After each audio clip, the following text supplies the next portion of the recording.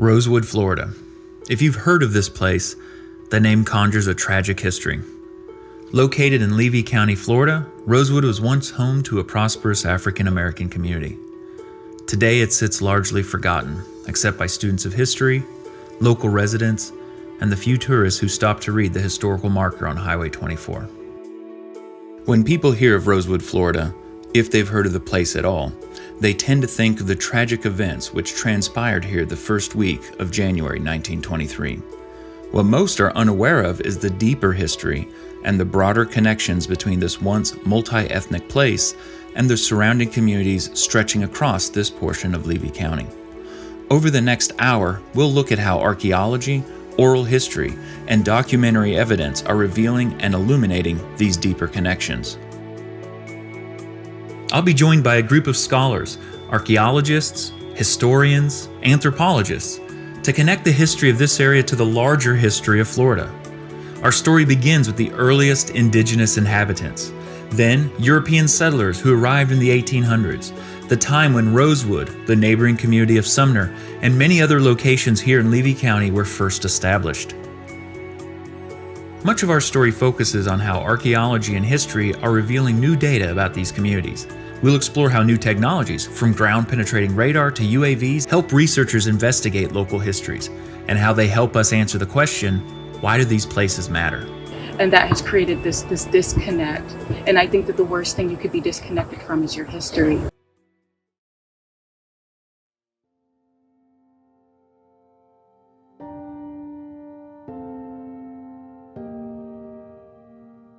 Rosewood and Sumner are located in Levy County, Florida, bounded by the Suwannee River to the north and the Withlacoochee to the south. Much of the area is a part of the Gulf Hammock, which once covered more than 100,000 acres in Levy County. The area is generally flat and low-lying, turning to rolling hills as one moves inland. The Gulf Hammock set the standard for fertility in 19th century Florida, giving rise to the common saying, "as rich as the Gulf Hammock." It remains an area with a rich and diverse ecosystem. The geology of this area means the water table and the limestone underneath it are close to the surface. Historically, this supported market gardening by locals, as well as the growth of pine trees and oaks, which supported thriving industries. Prehistorically, this area was much further inland when sea levels were much lower, and current sea levels were not reached until approximately 5,000 years ago. Sea level remains an issue for Levy County, but now it's humans causing it. Not only is this exacerbating the effects of hurricanes and other storms, it is responsible for the loss of coastal habitats from saltwater intrusion. Recent research has shown an average sea level rise of 2.5 centimeters, or about an inch, occurring every 15 years since the mid-1800s. Comparison of historical maps and satellite imagery illustrates these dramatic changes. The salt marsh between the sea and Gulf Hammock has retreated 1 kilometer, or about half a mile, between 1858 and 2000 alone. The rate of saltwater intrusion and the resulting loss of habitat has increased even more during the past 20 years.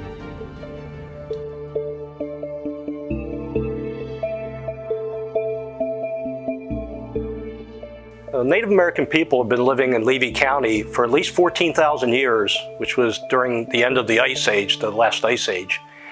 Levy County at that time was actually in central Florida because the coast was about 250 kilometers west of its present position and sea level was about 80 meters lower than its present level. We know very little about these early people other than they must have weathered very well the changes that came very rapidly. If you're living on the coast at 12,000 years ago in Florida, within 5 years, your childhood home would be inundated by rising water.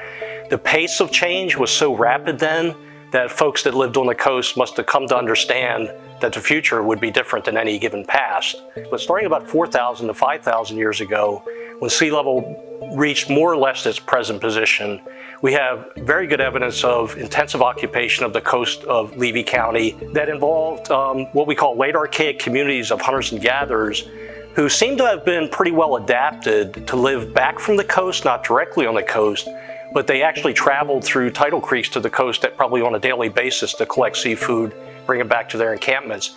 They also placed their cemeteries on the end of dunes on the coast, And when those dunes became inundated from rising sea, we have evidence that they disinterred their individuals and moved them landward to safer locations at other dunes.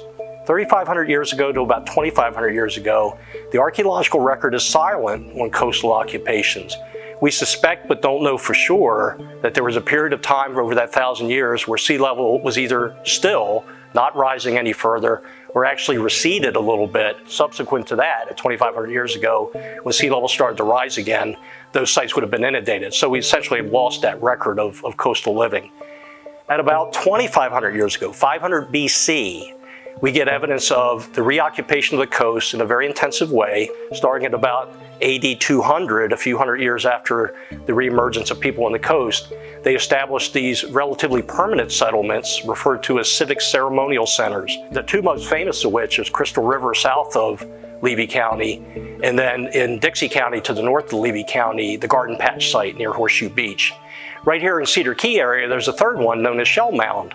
In addition to being a coastal settlement that was very intensively occupied between about AD 400 and 650, it was the locus of summer solstice feasts, where people gathered from throughout the region to celebrate the new year, to have these big feasts that went on perhaps for days. And the point of this, we think, is to create and renew social networks of communities throughout the region that would not only give opportunities for people to find prospective mates, for instance, when it's time for them to get married as a young adult, but also to have other communities and a network that they could draw on in times of need, like major hurricanes, for instance, to relocate from the coast to the interior so that life could go on. And they seem to have been very successful with that. Starting at about AD 700, this chapter comes to a close when the civic ceremonial centers are abandoned and people dispersed into settlements throughout both the coastal zone as well as interior Florida. Leading up to the colonization of the continent by Europeans, the communities of Florida Indians that lived here at that time were much different than those that lived here a long time ago, but they share in the common experience of dealing with climate change, sea level rise, and also very successfully developing networks of alliance and allegiance with other people so that they could be less vulnerable to those sorts of changes in their life. Very successful adaptations.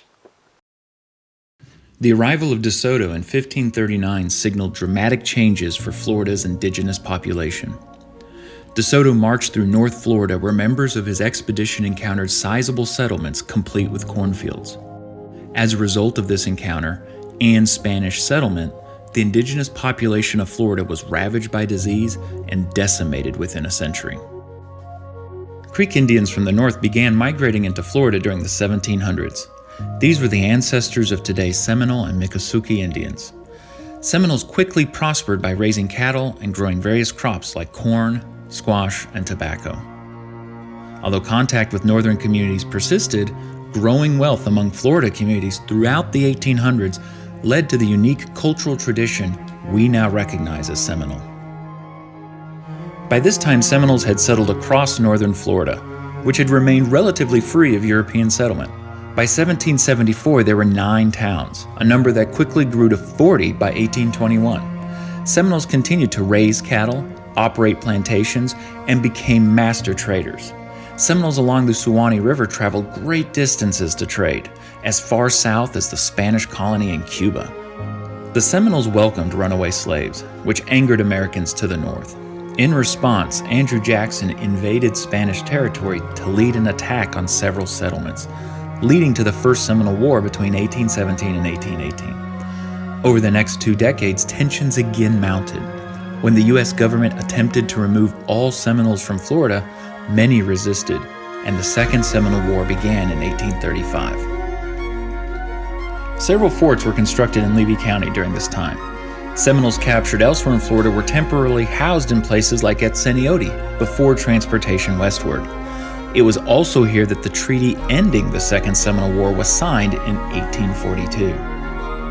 After 1842, the Seminole population in Florida numbered in the hundreds, but was restricted to southern Florida. Although a third Seminole War occurred in the 1850s, it's the Second Seminole War which represents the end of their presence in Levy County.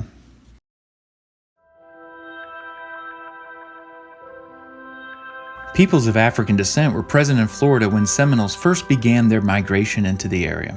Free Africans were among the crews of the first European explorers, and many escaped as early as the 1500s. They learned native customs and languages and lived in Florida for years, or even decades before encountering other non-native peoples.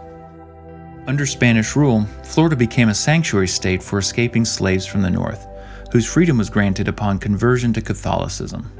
Free Africans became so prosperous they eventually occupied entire settlements, like Fort Mose near St. Augustine, which dates to the 1730s. Paths to freedom under the Spanish largely disappeared when the British and later Americans took possession of Florida.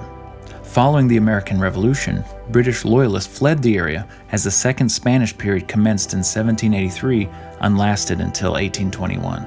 Enslaved peoples of African descent once again sought sanctuary in Florida, but growing pressure from the U.S. resulted in Spain revoking sanctuary in 1790.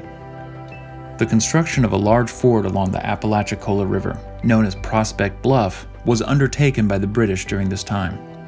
The British withdrew in 1815, leaving behind several hundred free African Americans and Seminoles. In 1816, a U.S. attack destroyed the fort and resulted in nearly 300 deaths, and further cemented relations between Florida's Black and Seminole populations for decades. The African American population of Florida included 61,745 slaves on the eve of the Civil War in 1861.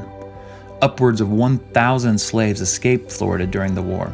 Following the war, African Americans in many areas outnumbered their white neighbors, and numerous African Americans entered political office. Such was the case in 1874 when African Americans in Cedar Key elected a black mayor, marshal, and 3 aldermen. Such gains were to be short-lived. The passage of a poll tax in 1885 was disastrous for Florida's African American population. While the poll tax affected both African American and poor white voters, its intended impact on black voter turnout quickly became apparent. White voter turnout between 1888 and 1892 dropped from 86% to 59%, while African American voter turnout plummeted from 62% to just 11%. 2 years later, a state law required separate train cars for black and white passengers. Legislated segregation had taken root in Florida. Lynching, dynamite bombings, and race riots would eventually cast a dark shadow across Florida, lasting throughout the 20th century.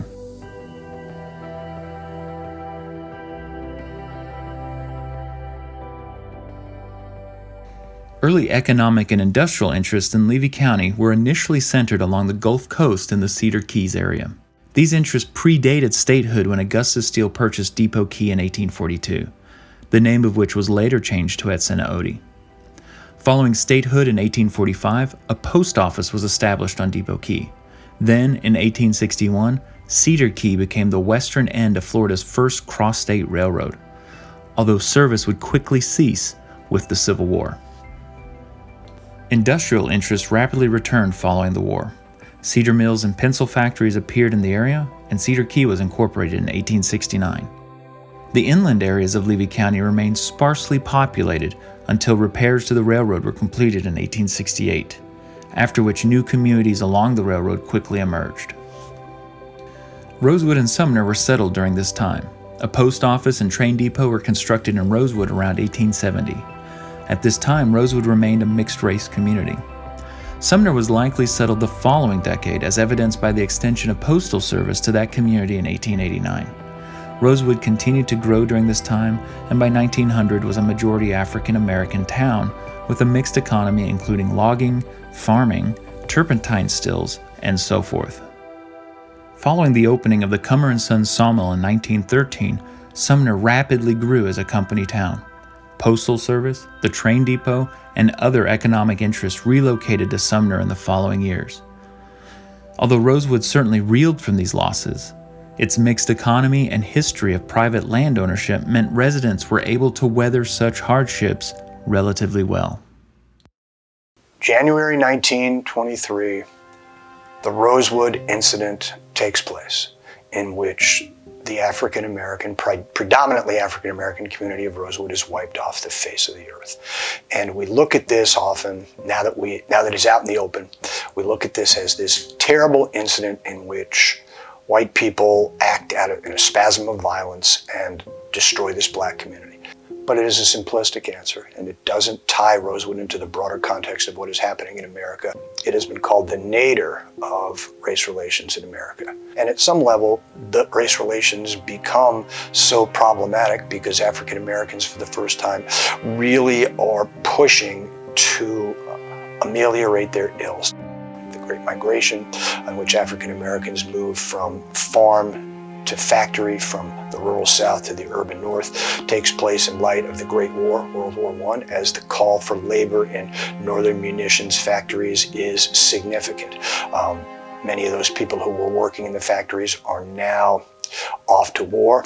Normally they'd be replaced by other immigrants coming from overseas, but the opportunity for immigrants to come from overseas is dried up because of the war in Europe. And so factory owners, factory managers are looking for labor. What seems strange is that because race relations are so bad, you would think that whites in the South would say, good, be gone, we don't want you, we don't need you. But African Americans are needed in the South because they provide the labor for the Southern economy, a labor based upon agricultural toil, a labor based upon using African Americans as cheaply as possible. The Great War, World War I, the war fought to make the world safe for democracy, as President Woodrow Wilson said. Well, African Americans joined the army in droves by the thousands, just like white Americans. And they pretty quickly understand the irony of fighting to make a world safe for democracy when there's no democracy for them.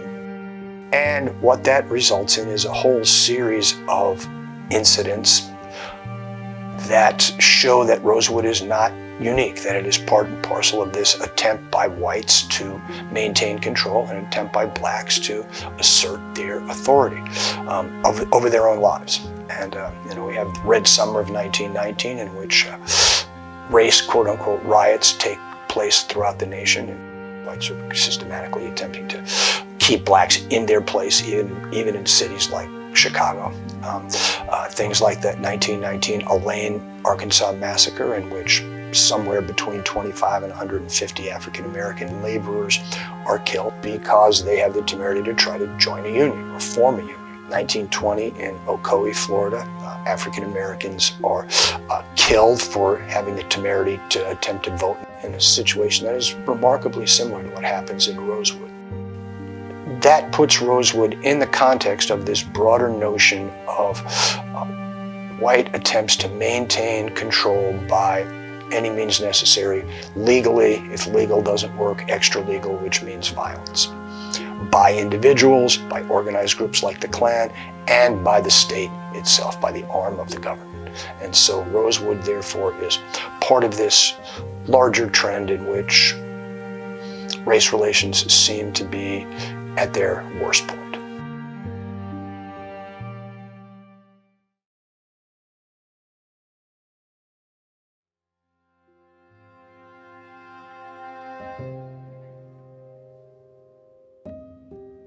In January of 1923, racial violence broke out in a community called Rosewood in Levy County.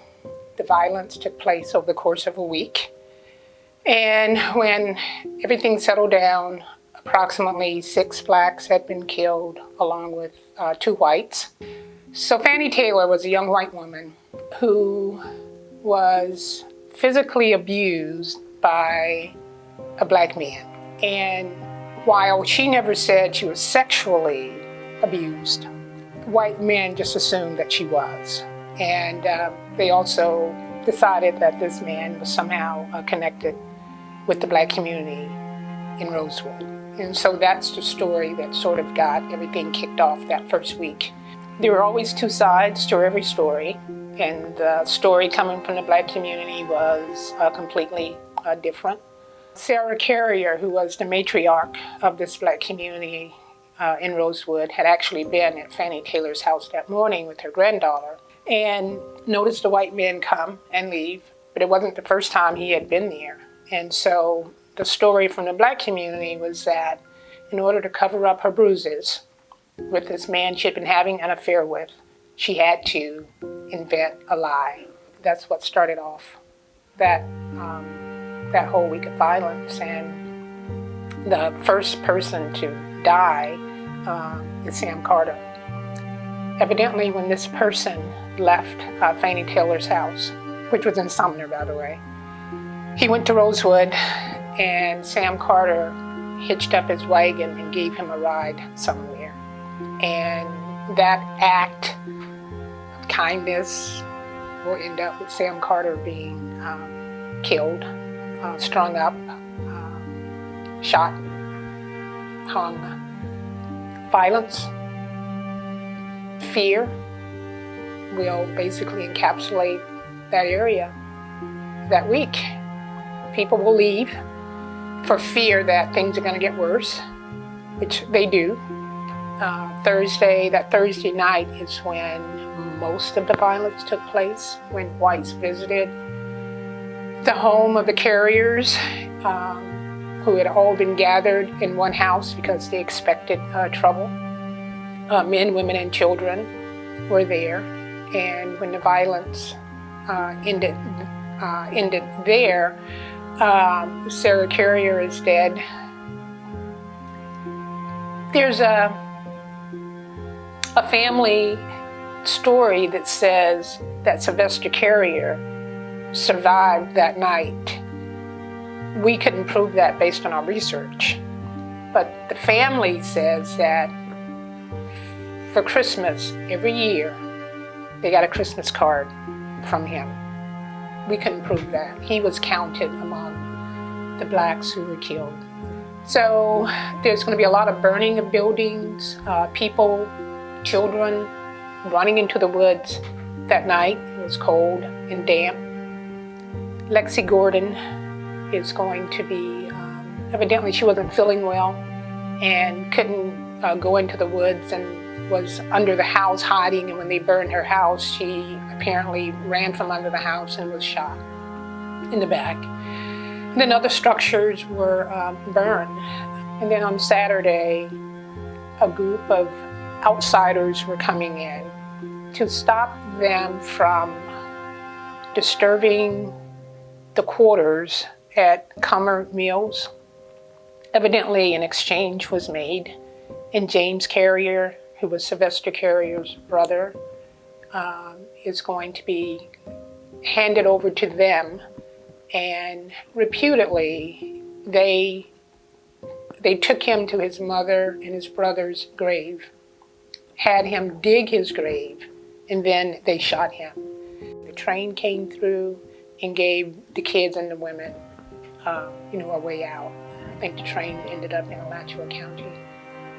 And then that Sunday, other structures in Rosewood was burned. These are the stories that we got from the survivors, many of whom were kids at the time.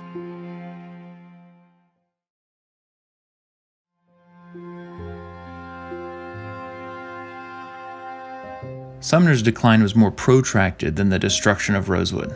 The sawmill closed during the 1920s, and the town's economy collapsed. Although other businesses would move in and out of the area, the town's population had largely left by the 1940s. An increase in naval stores operations associated with the Second World War provided a short economic uptick. But by 1942, postal service to Sumner was discontinued, and by 1945, the area's population had dropped to 130.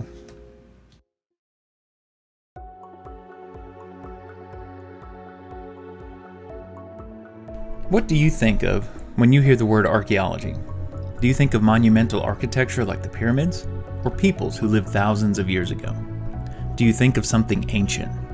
Although not wrong, these ideas are a bit incomplete.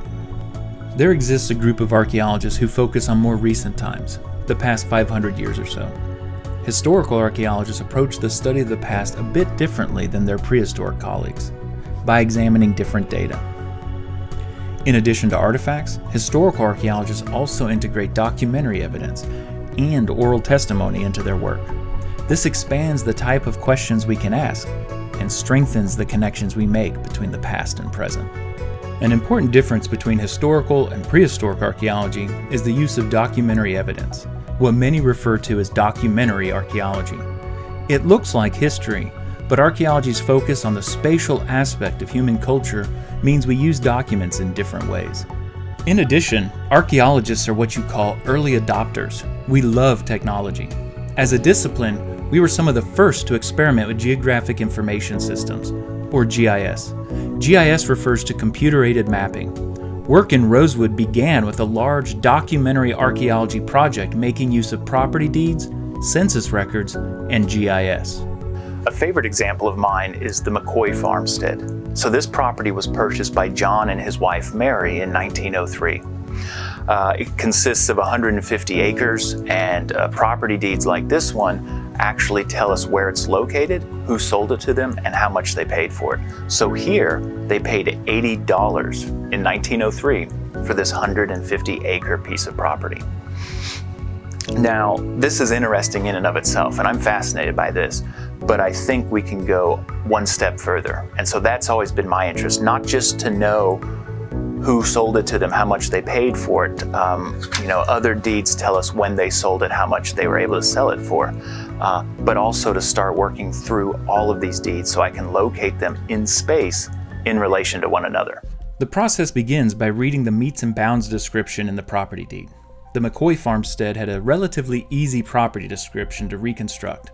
It reads, the northeast quarter of the northwest quarter, and the southeast quarter of the northwest quarter, and the southwest quarter of the northeast quarter of Section 30, Township 14 South, Range 14 East. Section, Township, and Range refer to the Public Land Survey System, or PLSS, a grid imposed on many states to aid in recording property boundaries. So, reconstructing the historic property boundaries in the McCoy farmstead is relatively easy. Once the historical property boundaries have been reconstructed, we can learn even more about the residents by including information from other documents.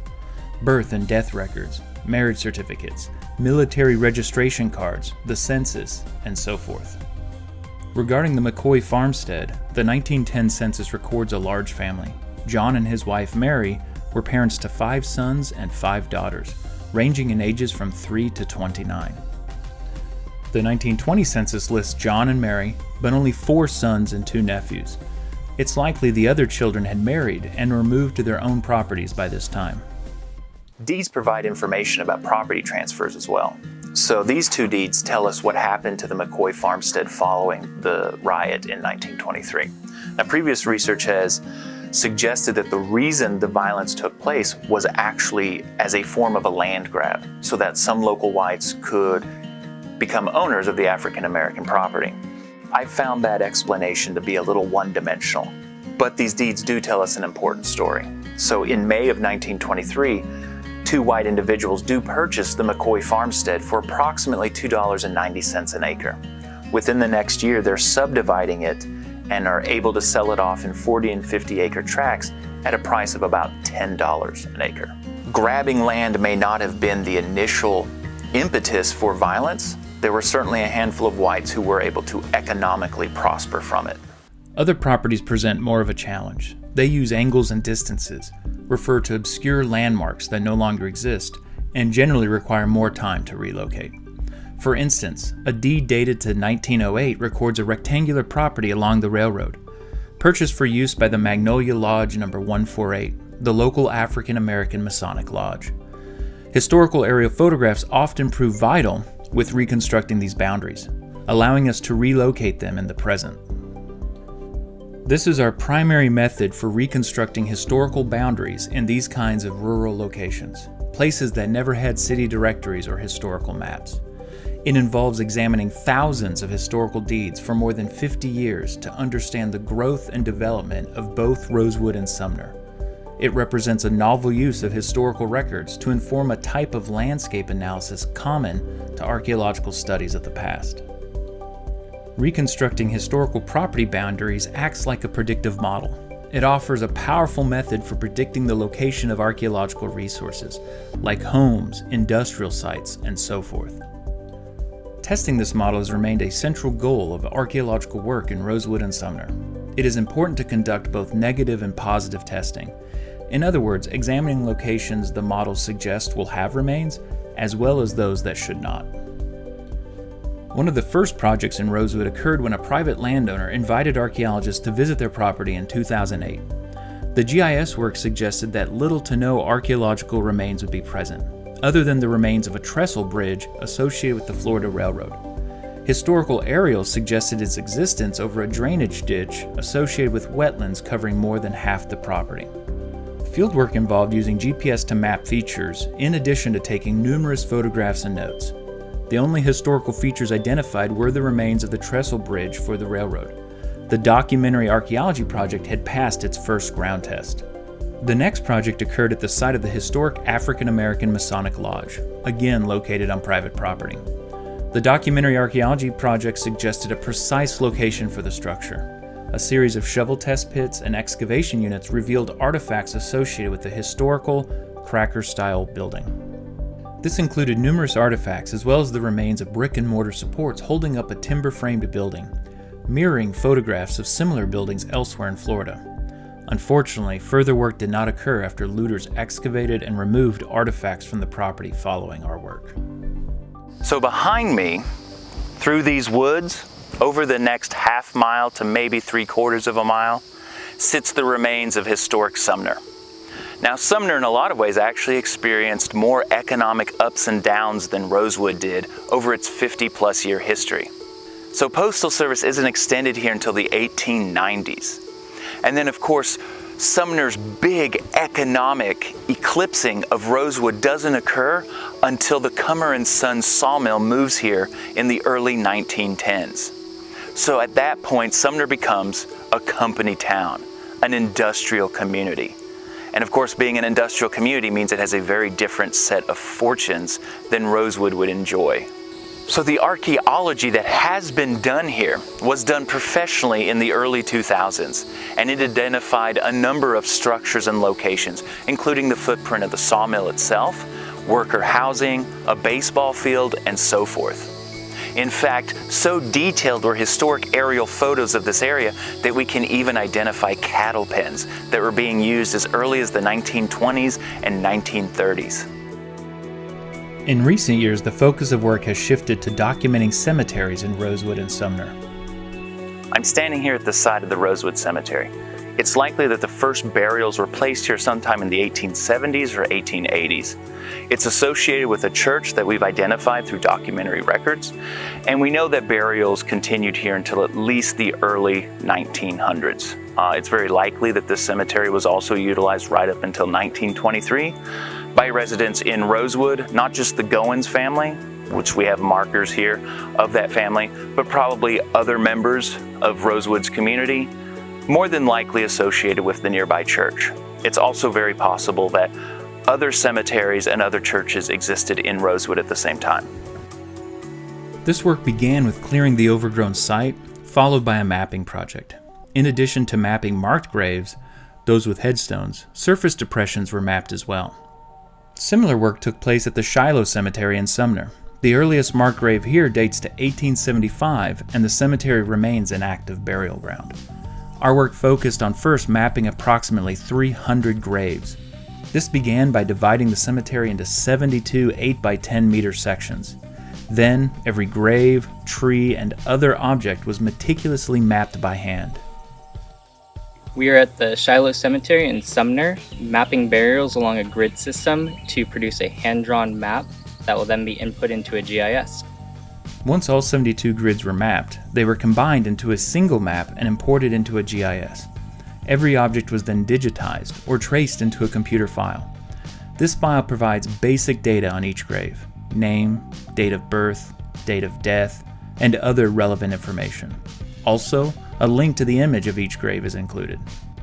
In addition to mapping graves and depressions, a large ground-penetrating radar, or GPR survey, was undertaken at both the Rosewood and Sumner cemeteries. Ground-penetrating radar, or GPR for short, is a geophysical method that archaeologists use to see beneath the surface of the ground. It allows us to see what's buried without digging anything up. What it consists of in the field is this small antenna mounted on a cart. And as we push this cart and antenna across the ground, it's constantly sending out these electromagnetic signals that, if it encounters a buried object, actually returns this signal in a very specific way. So as we push the cart along the ground, it creates a 2D image that we call a radargram. It's basically a representation of everything beneath the surface. And when it hits or passes over one of these buried objects, it'll actually produce a little parabola in that radargram, in that 2D image. And so what we do to understand what's buried over an entire surface or area is we'll actually set up a grid and we'll run the GPR in these lines or these transects. And then we'll use software, we'll stitch those together or place them side by side and interpolate a surface. We'll actually see these larger objects positioned where they're at in space beneath the surface of the Earth. In Rosewood, the GPR analysis located approximately 30 unmarked graves. This cemetery likely continues beyond the current property boundaries and shows signs that some of the graves may have been disturbed or hastily dug. It is possible that some of these graves date to the first week of 1923. No evidence of a mass grave was found in or near the site. The GPR analysis at the Shiloh Cemetery revealed several unmarked graves as well, including those rumored to be whites who died from injuries sustained while attacking the Carrier home in Rosewood in 1923. In addition, the graves of John Wright and his family are here as well, who were instrumental in protecting many African American children during the events of the first week of 1923.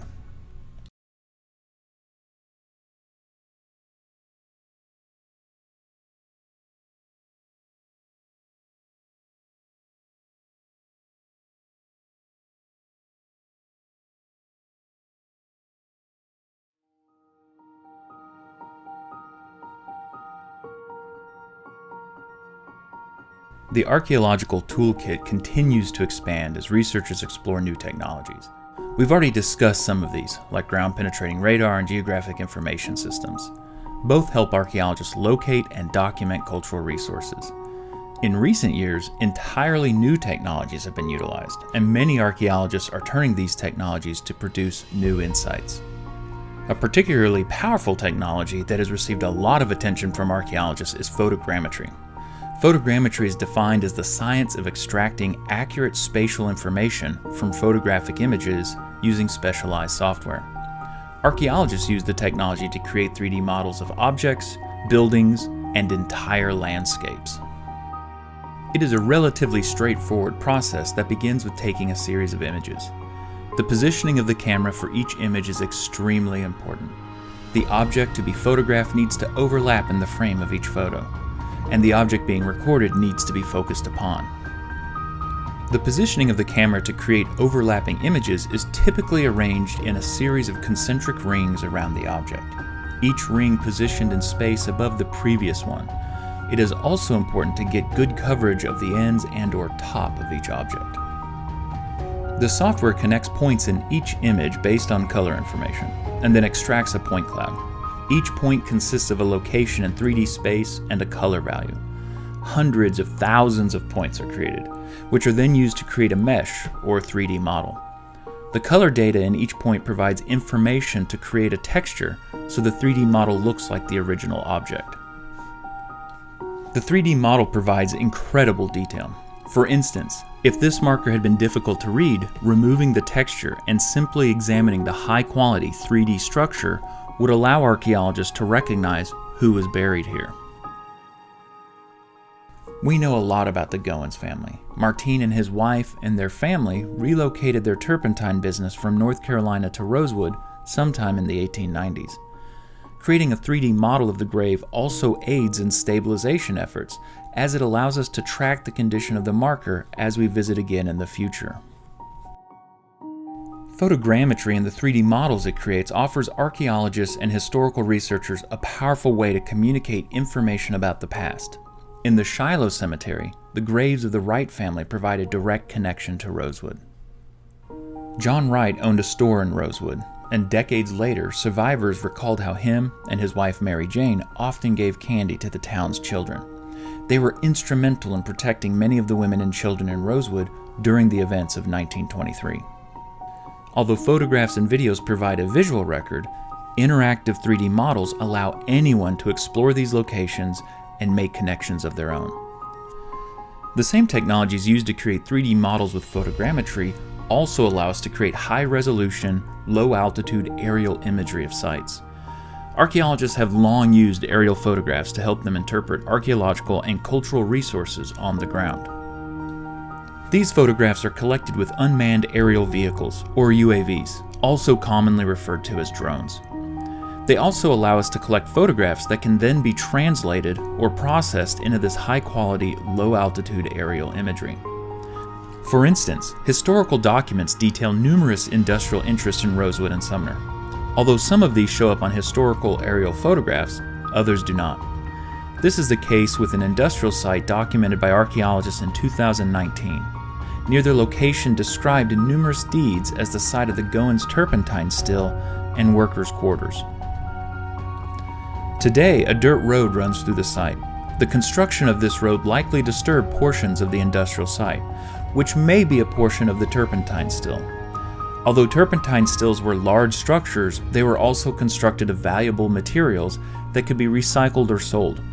As such, large portions of the boiler, chimney, or machine footings rarely survive for very long. The low-altitude aerial imagery provides much better details regarding these remains in Rosewood and elsewhere. It also supports comparative work, allowing us to look at sites located in Rosewood and Sumner and compare them with those further away in Cedar Key and Levy County in general.